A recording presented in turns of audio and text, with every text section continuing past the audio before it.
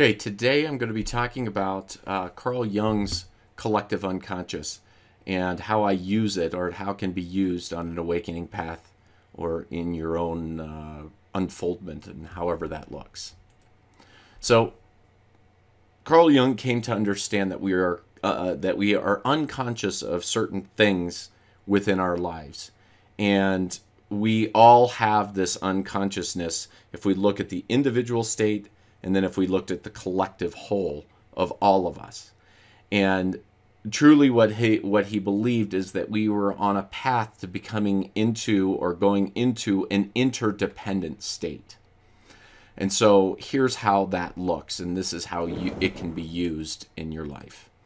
So the first part would be is a narcissism. And as I go through this and I give examples, it would be helpful to try to splice your idea of what narcissism is, or what our culture believes in narcissism, and what I'm talking about here, because that's one of the unconscious things, is how we get trained in certain words by our collective unconscious, and then that meaning of that word becomes what we think in life. And narcissism is so much more brilliant and needs more understanding outside of the idea of right and wrong. And the other state is the codependent state. And I hear a lot of people talk about the codependent state. And so again, try to just split your mind, from what our culture says to, my idea of how this works within Carl Jung's unconscious, collective unconscious. So the first thing is, this is a very easy way to understand this balancing act that we do as humans. First of all, narcissism, the easy understanding is thinking of self more than others. And our culture has this idea of the narcissist as kind of the jerk, arrogant, takes selfies, looks in the mirror, kisses his muscles, this kind of thing. But narcissism truly goes a lot deeper than that, and narcissism lives within all of us in some way or some form. One example would be that, it's basically thinking of myself more than others. So actually in depression, a lot of times we go into a narcissistic state. We go into a state of thinking of ourselves and really eating up and delving into our self-pity. And oftentimes that's by pointing out all these darn narcissists out there, while we're kind of doing the same thing. We're becoming narcissistic in that we are thinking more of ourselves than we're thinking of other people. And the best definition comes from Mary Poppins, where what they were trying to teach the husband in Mary Poppins was that he couldn't see past the end of his nose. And what that means with narcissism is that we think, the more the world exists within our own consciousness than it does on the outside, meaning that we only process the way that we see the world, and we're not able to understand that there's other filters going on. There's other people who have different ideas than we do. And so that's also a very big part of narcissism that's not really taught properly by our culture. And then there's the codependent, which is makes it very easy, is that codependents think of others more than self. And again, we have different amounts of this within ourselves, and it's just a constant act of balancing and finding the balance within our own lives. And this can kind of help in a quantitative way, and does in my life, in that, I woke to my deep narcissism on one sense, but there was other parts of me that were codependent, and I've had to work in differentiating ways, to make that happen. And I tell you this because, oftentimes we learn through suffering. And so the idea of this, understanding this way of being and getting to this interdependent state, is that we have something tangible that is that can keep us proactively looking at our unconscious and cracking more of our unconscious loose within ourselves, and then we can see more of the world. And that's a pretty exciting thing to do. So interdependent state is the equal balance of thinking of ourselves as, as much as we think of other people, and that would be the interdependent state. So talking a little bit more about narcissism, thinking of self more than others.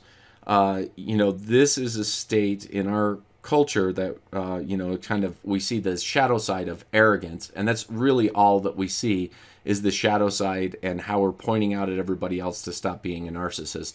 And guess what? Narcissism, as we or people in our culture get upset about narcissists, the interesting thing is they usually get together with more codependents, and the codependents put out all these things, all these negative vibes towards narcissists. And the interesting and ironic thing about that is that narcissists aren't listening. They're doing their own thing, and they're caught into their own world. I woke from my narcissism from, being beat over the head by my own integrity.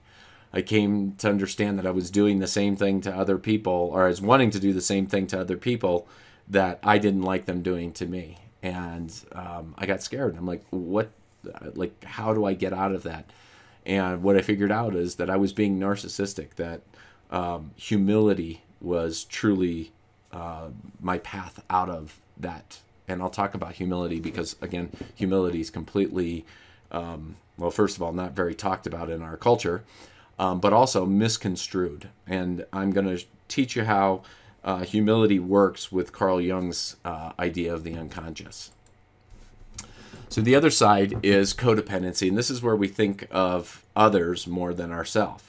And people often become the victim when they become a codependent, because they're giving and giving and giving and giving, and then they're always asking, well, gosh, I'm not getting anything back, or I'm getting a little bit back.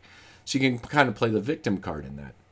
But if you can see that the codependency is also a really out of the balance piece of all of this. And if you have any reason to get out of codependency, is that if you're in a codependent state, then you cannot see. You are giving away your free will to other people, and you cannot see more of the world and a bigger perspective until you get to that interdependent state. And so, so oftentimes the narcissist and the codependent gets together, and then, one becomes the villain, one becomes the victim. One's giving more and one's taking more, and this happens. But the truth is it feels like a very symbiotic relationship, because one's willing to give more and one's willing to take more, but in truth it's out of balance, and so it is. So it's not symbiotic. It's actually kind of a parasitic relationship, because what we're doing then is, if I am a codependent and I'm with a narcissist, the idea is that we evolve and we become bigger and see the world and have a bigger perspective of the world, and we awaken to this. If I'm a narcissist and I'm with a codependent, that codependent is not giving me a gift, and that gift is their truth. Because I'm willing to tell my truth, because I'm a narcissist and I have my idea of the way the world works. But the codependent won't tell me their truth. And so I am negligent, and I am not getting what I actually need to wake up. And so oftentimes, you talk about people, trying to find people they're comfortable with. Oftentimes that's the way we go in unconsciously to relationships. If we're at a codependent, we're going to end up with a narcissist. If we're a narcissist, we're looking for a codependent. And in truth, if you want the most brilliant relationships, they should be interdependent, or just the idea, or have the idea that you have this this idea to work together to get to this independent state, this interdependent state, where you're both on equal ground. And it's a major problem in relationships, is this unequal idea. And and it's not about being the victim as a codependent, and it's not being the ass of being the narcissist. It's about get rid of the right and wrong, and let's figure this out. What is the codependent's truth? Let's find out that truth. And the narcissist, if the narcissist knows that they're the narcissist, then they look and seek out the truth of the other person. And so I want to show you just quickly how humility works in this, and then I'll let you be. So humility is the idea that of really a proactive way of working the balance in this. Humility is not a very it's not a very popular term, and that's because humility basically is the action of righting this imbalance. And since we are an unconscious collective people, we don't, individuals are trying to do this, and they kind of do it unconsciously, trying to figure out how to get to this balanced state. But for the most part, we don't talk about humility in our culture, and it's because this is the way this is the proactive way we can go about finding out which end of the spectrum we're lying in. If we run into a situation, we can understand that. So the first thing is to understand, if we look at the whole of the universe and where we lie within it. And so really what we look at in our culture is that we want narcissists to get hit by humility, to understand that there is something outside of themselves. That is the only way. So really, here is the kicker for the narcissist, is that you are the universe, that you are everything. And you are just my favorite idea of this is like the whole universe is an ocean, and you're a wave within that ocean. And if you're a wave within that ocean, that means you would be considered the ocean. So you are the universe. Okay? So that's the one side of humility. And the other side of humility is that you're a wee bit part of the whole. And so this is where our culture yells at the narcissist, hey, listen, there's more of us out here. It's not just you going through this. And so what you see here is an absolute paradox. It's a paradox that we live in humility. And so when we are doing our work, trying to find what we're unconscious of, we can be in a situation and we can see because we're always going to get when something's happening that we need to record or to figure out as like a piece of our unfoldment, there's a trigger in there. And what is that trigger telling us? Is that telling me that I need to think of other people more? Or is it telling me that I'm not thinking enough of myself? And that is the affirmation then you would use within that to empower yourself.